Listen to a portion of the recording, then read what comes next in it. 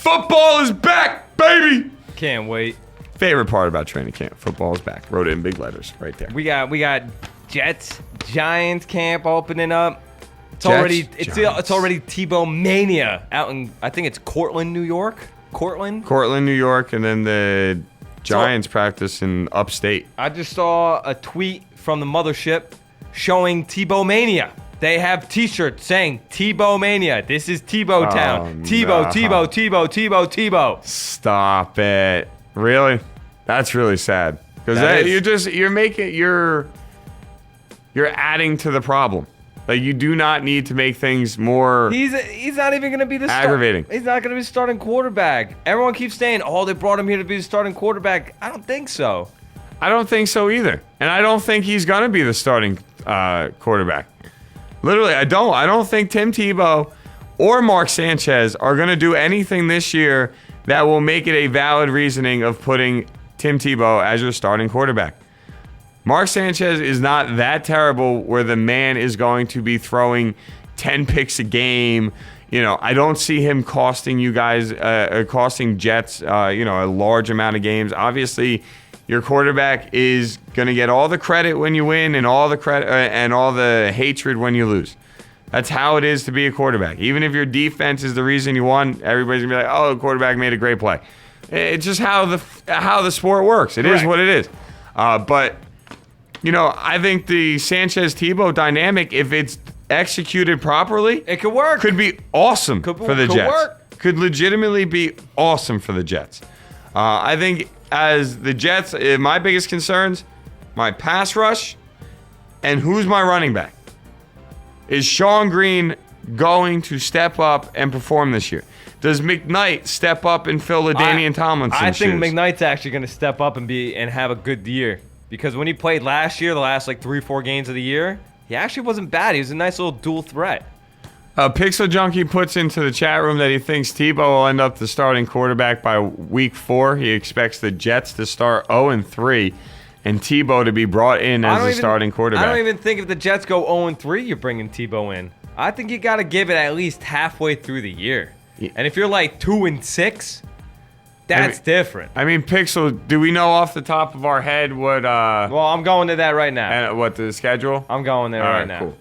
I'm having major issues with my internet over here right now. Me too. I think it has to do with the weather. Yeah, we're having some issues with our Wi-Fi right now, ladies and gentlemen, so we apologize. But Sarah F. and Levy is now joined the chat room. What is happening, Sarah F. and Levy?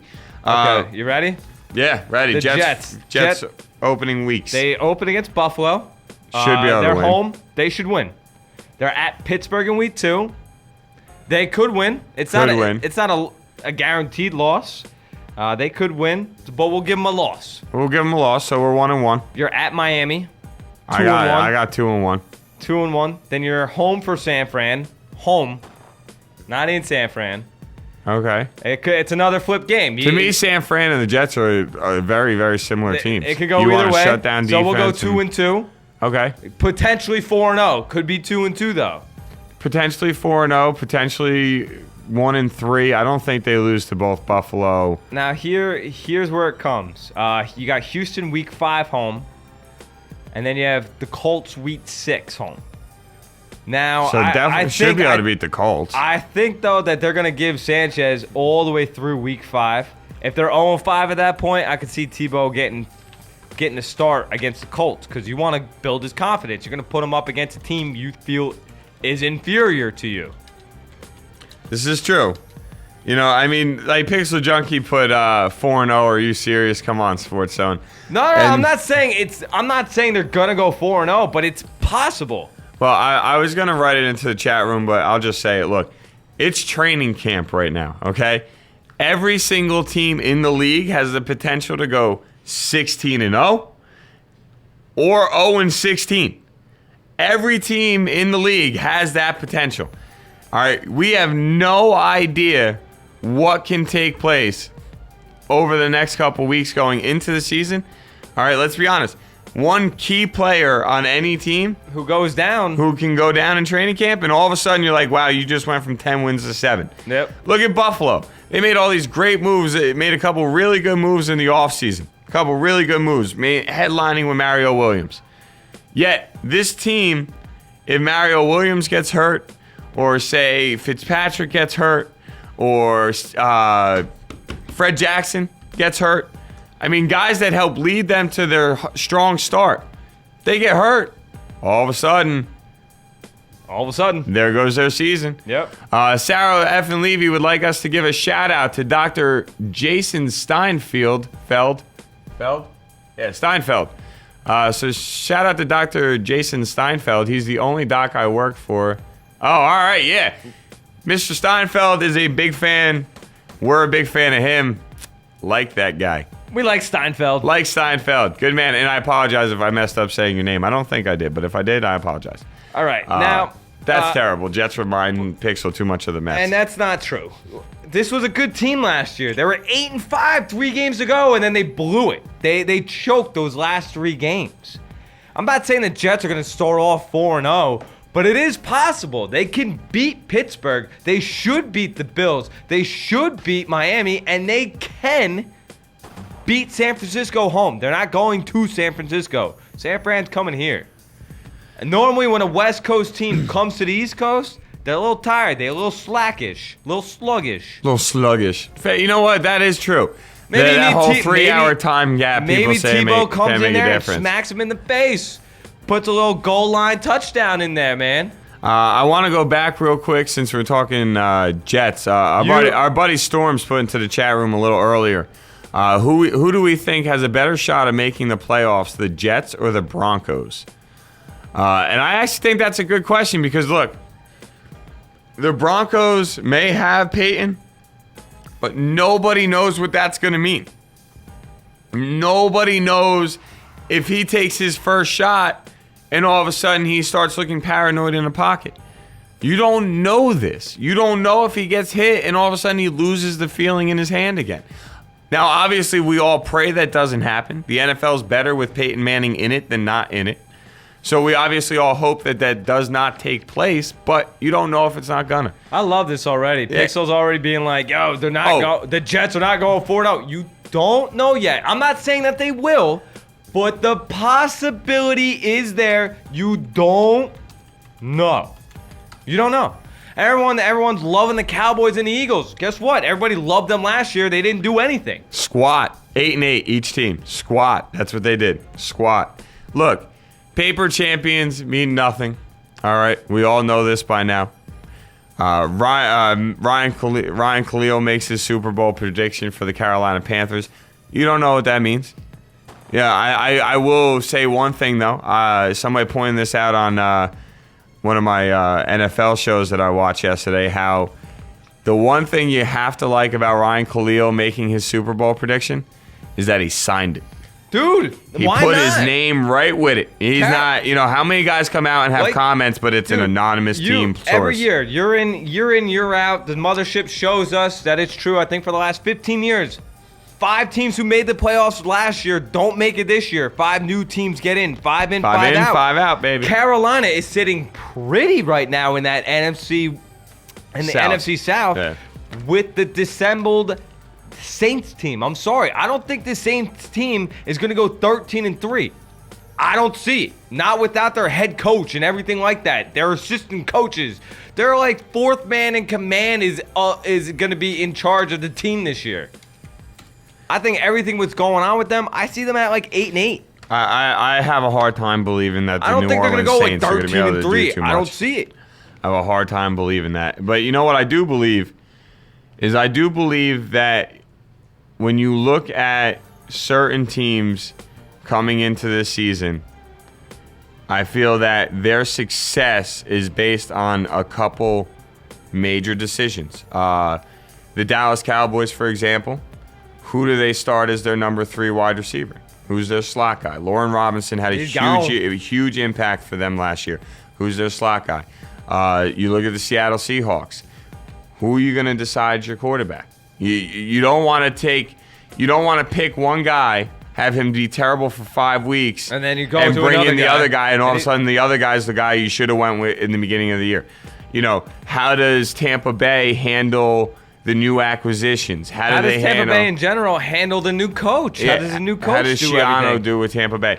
The Colts. How does Freeney and Mathis adjust from going from 4-3 ends to 3-4 outside Dude, linebackers? That NFC South is going to be so sick this year. Yeah, the NFC South's going to be a blast. All 4 teams are very good. How does I just think every team you look at, small decisions could be the difference. Even the New York Giants. How do they use Victor Cruz? Do you keep Victor Cruz in the same exact role you used him last year? Or do you try to switch it up and keep teams on their toes? Who's your starting offensive lineman across the board? The Giants don't know that yet. The Jets, exactly where do you position Tebow? Pixel Junkie asked us in the chat room, what are your 2 sleeper teams for this season as of right now? So I'll let you do 2, and then I'll do 2. That's a good question, Pixel. Wow. I expect you to write your 2 as well. Jeremy, Christina, everybody in the chat room. I like to see you guys put 2 names in there, 2 teams in there as well. 2 sleeper teams, huh? I'm just gonna trying to think. Let's go down the divisions. Obviously, you got the Buffalo Bills from the AFC. They are a sleeper team because they did get better on the defensive end. Their offense proved last year that they could definitely score with people, but their defense couldn't stop anybody. So Buffalo Bills, I don't think this is necessarily a sleeper team because they did make the playoffs last year, but Cincinnati Bengals, I like the Bengals. You're getting Andy Dalton back. He's got a year under his belt. A.J. Green, another year under his belt. You just signed Ben Jarvis, Green Ellis. Can Green Ellis do better than Benson? That'll be an interesting thing to see as well. Because Benson did really good for his first 2 years in Cincy, and then had a really off year last year. I mean, for the NFC, a good sleeper team for me really is Carolina. It honestly is. In that NFC South, it's a little more open. Carolina's not a bad team. They have arguably the best line in football. And Cam is Killer Cam. Steve Smith is still a top 10 wide receiver. He might be 10, but he's definitely a top 10. He was number 3 on my list, but he's definitely still up there. You have a triple head monster at running back with Tolbert, Stewart, and D'Angelo Williams. Yeah, their defense is solid. Getting Luke Kuechly out of this year. Beeson's coming back. Healthy. Carolina is a team to watch out for. You got Gamble in the secondary. He's pretty solid. And Pixel Junkie puts out Detroit and Tampa. I think Detroit is an interesting option as a sleeper, and I only say that for the fact that, to me, the only thing that you're going to have to see with Detroit is if Stafford can stay healthy. Yep. If Matthew Stafford stays healthy, this team is a minimum of 8 to 9 wins. Minimum. They have... I'm sorry, you triple team Calvin Johnson and you still can't stop the guy, but then you also have to realize you're leaving every other guy either one-on-one coverage or somebody's running down the middle of the field wide open. See, I just think that the Lions are in the wrong division. They, being with the Packers and the Bears. Well, but again, the Bears are my... I don't consider the Bears I don't consider them a sleeper team. They're my Super Bowl pick. See, they didn't make the playoffs last year, so to me, That's a good point, they're my sleeper team. To me, at one point, I feel like they were 9-3 or 8-3. They were one of the best teams in the NFC. They were one of the best teams in the NFC, and then Cutler hurt, Forte got hurt, everybody got hurt. They just went downhill. But I like Chicago. I actually think Chicago is a great chance to represent the NFC in the Super Bowl. I got them for my Super Bowl but pick. I like Chicago, and if we're gonna try and do each conference, whatever. I'm just gonna try and think of another team. If I'm gonna have to think of another sleeper team in my book, why not say the Seattle Seahawks? There you go. They played really, really tough last year. They beat some winning teams. They beat some. I mean, they crushed the Ravens. Yes, they did. They beat the Ravens by over 2 touchdowns last year. I mean, they're a team, and in Seattle, they're one of the hardest teams to beat. That crowd, that stadium is insane. I also think that if they get the right guy at quarterback, this team has all the potential to win the division. I really think so.